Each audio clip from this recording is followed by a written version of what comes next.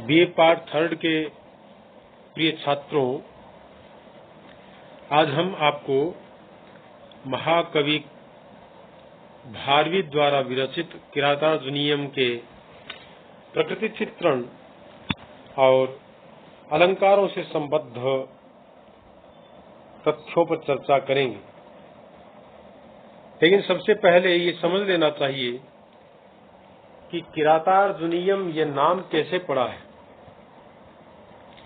वस्तुतः 15वें सर्ग से 18वें सर्ग तक में जो वर्णन किया गया है किरात वेशधारी शिव और अर्जुन के युद्ध को, जो महाकाव्य का मुख्य विषय है, उसको आधार मानकर इस महाकाव्य का नाम किरातार्जुनीयम रखा गया है।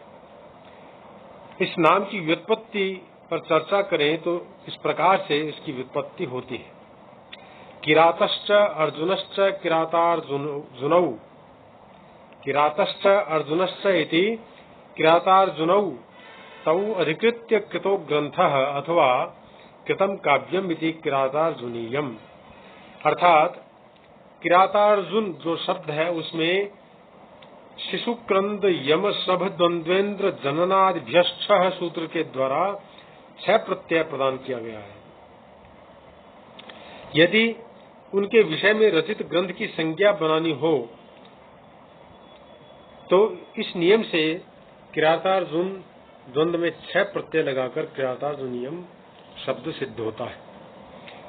मल्लिनाथ के अनुसार इस महाकाव्य के नेता मध्यम पांडव भगवतो नारायणस्य वंशजा नामक अर्जुन है। नायक के प्रतिभट के रूप में किरात का वर्णन यहाँ पर प्राप्त होता है। अन्य टीकाकार चित्रभानु के अनुसार नायक युधिष्ठिर है। काव्य में अर्जुन बहुत बाद में आते हैं। उनका दिव्य पाशुपतास्त्र लाभ भी युधिष्ठिर के शत्रुओं के उन्मूलन के निमित्त ही साधन के रूप में प्राप्त होते हैं। युधिष्ठिर आदि मध्य और अंत में मुख्य रूप से आते हैं। प्रारंभिक सर्ग में तो युधिष्ठिर की प्रधानता निर्विवाद है, अतएव महाकाव्य का नायक युधिष्ठिर को ही मानना चाहिए। अस्तु, हमारा विषय है महाकवि भारवी ने किरातार्जुनीयम में प्रकृति चित्रण कैसे किया है और अलंकारों का प्रयोग कैसे किया है। सर्वप्रथम हम प्रकृति चित्रण को लेकर इस पर चर्चा करते हैं। भारवी ने प्रकृति से उद्दीपन तथा आलंबन दोनों का वर्णन किया है।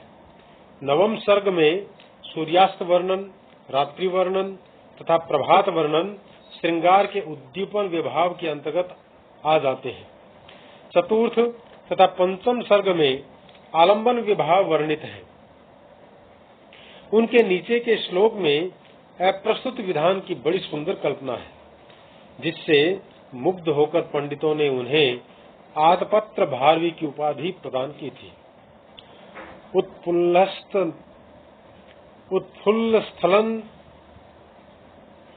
नलिनी वनाद मुष्माद उद्भूत सरसिज संभव परागः वात्यादिर्वियतिर विवर्तितः समन्तादाधत्ते कनकमयातात आतपत्र लक्ष्मीम। अर्थात स्थल कमलों के वन खिले हुए हैं, उनसे पीत पराग झर रहे हैं, हवा झोंके से बह रही है, वह पराग को उड़ाकर आकाश में फैलाकर मंडलाकार बना रही है और मंडलाकृति पराग समूह ऐसा प्रतीत होता है जैसे सुवर्ण छत्र की शोभा धारण कर रही हो। यह ऐसी अनूठी कल्पना है कि इसी के कारण वे आतपत्र भारवी कहलाए। प्रकृति चित्रण में संध्या के समय चरागाह से लौटती हुई गौओं का चित्रण कितना स्वाभाविक हुआ है, इसे हम इस श्लोक से जान सकते हैं। उपारतः पश्चिम रात्र गोचरा दपारयन्तः पतितुम जवेन गाम तमुत्सुकाश्चक्रु रवेथनोत्सुकम गवाम गणः प्रश्नुतपि तीव्रोदशः। इस श्लोक में भारवी ने वात्सल्य रस की मानो वर्षा कर दी है।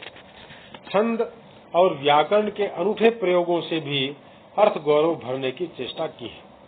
15वें सर्ग में चित्र काव्य के रूप में सर्वतोभद्र विलोम के साथ साथ एकाक्षर श्लोक इसके प्रमाण है। इसी प्रकार से अलंकारों के प्रयोग की बात करें तो भारवी ने किरातार्जुनीयम में शब्दालंकार और अर्थालंकार दोनों का प्रयोग किया है। अनुप्रास, यमक और श्लेष अलंकार सैकड़ों में उपलब्ध होते हैं।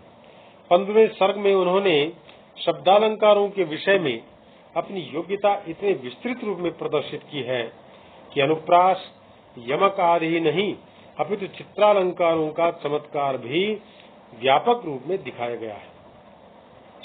गोमत्रिका बंधु, सर्वतोभद्र, एक वर्ण वाला श्लोक आदि ऐसे उदाहरण हैं जिन्हें हम भूल नहीं सकते। एकाक्षरी श्लोक को एक उदाहरण के रूप में यहाँ पर दिया जा सकता है। ननो नुन्नो नुन्नो नो नाना नाना नना ननम नुन्नो नुन्नो नुन्नेनो नाने नानुन्न नुन्न नुत। ऐसा भी श्लोक प्रस्तुत किया है जिसके चारों पद एक ही हैं पर उनके पृथक पृथक चार अर्थ हैं। जैसे विकासमीर्युर जगति समार्गणः। भारवी ने अर्थालंकारों में उपमा, उत्प्रेक्षा, अतिशयोक्ति, काव्यलिंग, अर्थांतरन्यास, निदर्शना, दृष्टांत, व्यतिरेक और समासोक्ति अलंकारों का मुख्य रूप से प्रयोग किया है। किरातार्जुनीयम में साधर्म्य मूलक अर्थालंकारों का अच्छा प्रयोग हुआ है। उपमा, रूपक, उत्प्रेक्षा, अर्थांतरन्यास, निदर्शना, दृष्टांत, समासोक्ति आदि अलंकारों का बहुत प्रयोग हुआ है। 15वां सर्ग उनकी अलंकार प्रियता का उदाहरण प्रस्तुत करता है। इसमें यमक, सर्वतोभद्र, विलोम, प्रहेलिका, चक्रबंध आदि चित्र काव्यों का प्रयोग किया गया है। नीचे के पद्य में उपमा का सरस श्रृंगारी प्रयोग किया गया है। ततः सकूजत कलहंस मेखलाम सपाक सस्याहित पांडुता गुणम उपाससादोपदनम जनप्रियः प्रियामिवासादित यौवनाम भुवम। अर्थात लोकप्रिय अर्जुन कृषिका आदि जनों से युक्त पृथ्वी के पास उसी प्रकार गया जैसे कोई नायक प्राप्त यौवना प्रेयसी के पास जाता है। शरद भूमि पर उसी प्रकार कलहंस शब्द कर रहे थे जैसे नायिका की करध्वनि शब्द कर रही हो। प्रकृति वर्णन में रूपक का अप्रस्तुत विधान द्रष्टव्य है। विप्रांडु संव्यान मिवा निलोद्धतम निरुंधति सप्त पलासदम रजः अनाविलोन्मीलित बाण चक्षुषः सपुष्प हासा वनराजियोषिता। अर्थात अर्जुन ने उन वन पंक्ति रूपी युवतियों को देखा जो वायु से विकीर्ण सप्तपर्ण के पीत पराग को वायु से उड़ते हुए उत्तरी की तरह संभाल रही थी, जिनके सुंदर बाण पुष्पों के निर्मल नेत्र उत्फुल्ल हो रहे थे तथा जो पुष्पों के विकास रूपी हास से युक्त थी। पंचम सर्ग में यमक की बहुलता है। यमक के कई प्रकार के रूप यहाँ पर देखे जाते हैं। उनका श्लेष अर्थालंकार का अंग बन जाता है, शुद्ध श्लेष नहीं रह जाता है। निम्नांकित श्लोक श्लेष से अनुप्राणित उपमा का उदाहरण बन पड़ता है। कथा प्रसंगेन जनैरुदाहृता धनुस्मृताखंडल सून विक्रमः तवाभिधानात् व्यथते नताननः सुदुस्सहान मंत्र पदादिवोरगः। अर्थात जिस तरह सर्प विश्ववेद्य के द्वारा उच्चारित गरुड़ और वासुकी के नाम युक्त असह्य मंत्र से विष्णु के पक्षी गरुड़ के पराक्रम का स्मरण कर अपने फण को नीचे करा देता है, उसी प्रकार जनसमूह की चर्चा में जब युधिष्ठिर का नाम किसी के मुंह से निकल जाता है तो अर्जुन की वीरता को स्मरण कर चिंता के कारण दुर्योधन नतमस्तक हो जाता है। किरात के वर्णन अत्यंत सजीव एवं रोचक है। किरात का कथानक छोटा है पर भारवी ने प्राकृतिक एवं आलंकारिक वर्णनों से विशाल बना दिया है।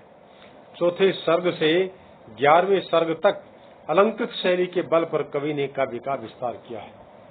इस प्रकार हमने संक्षेप में भारवी का प्रकृति चित्रण और अलंकारों की योजना को यहाँ पर समझा है। आशा है आप लोगों के लिए यह बड़ा उपयोगी सिद्ध होगा। आप इसे बार बार सुनेंगे और लिखेंगे, ऐसी आशा है। अस्तु, आज का व्याख्यान यहीं समाप्त होता है। जयतु भारतम, जयतु संस्कृतम।